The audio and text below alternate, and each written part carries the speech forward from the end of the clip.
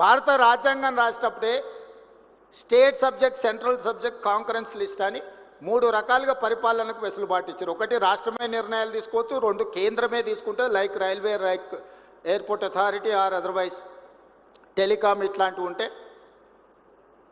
కొన్ని రాష్ట్రం కేంద్రం కలిసి వ్యవసాయము, విద్య ఇట్లాంటివి రాష్ట్రం కేంద్రం కలిసి నిర్ణయాలు తీసుకోండి. మరి వాళ్ళందరినీ కలిసి ప్రయత్నం చేస్తుంటే ఢిల్లీలో మాకు పెద్ద బంగ్లా ఇచ్చిండ్రు ముఖ్యమంత్రికి. ఢిల్లీలో బంగ్లా ఎందుకు ఇచ్చిండ్రు? ఢిల్లీలో వచ్చి 4 రోజులు ఉండి, నెలకు 4 రోజులు ఢిల్లీలో ఉండి అన్ని శాఖల అనుమతులు తీసుకొని పోవడానికి ఢిల్లీలో ముఖ్యమంత్రి గారికి బంగ్లా ఇచ్చిండ్రు. దాన్ని ఫామ్ హౌస్ లాగా వాడుకొని దావతులు చేసుకోనికి ఇయ్యలే. దాన్ని సద్వినియోగం చేస్తున్నా.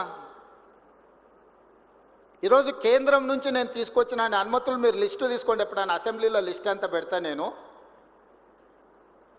గతంలో పాలకులు కాళేశ్వరం కార్పొరేషన్ పేరు మీద 1 lakh crores ఆల్మోస్ట్ ఖర్చు పెట్టి దాంట్లో ఒక 70,000 కోట్లు మీరందరు వ్యాపారంలో ఉన్నారు కాబట్టి మీతో పంచుకుంటున్నా.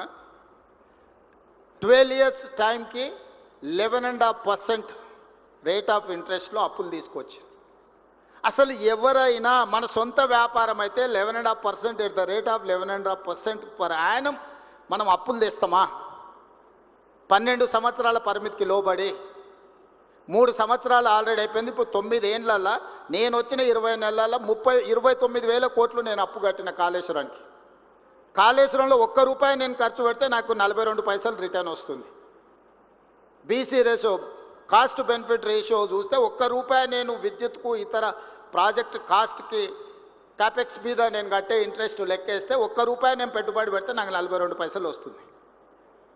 నేను 50 సార్లు పోయి మోడీ గారిని కలిసిన ప్రతిసారి నాకు డెట్ రీస్ట్రక్చర్ కావాలి.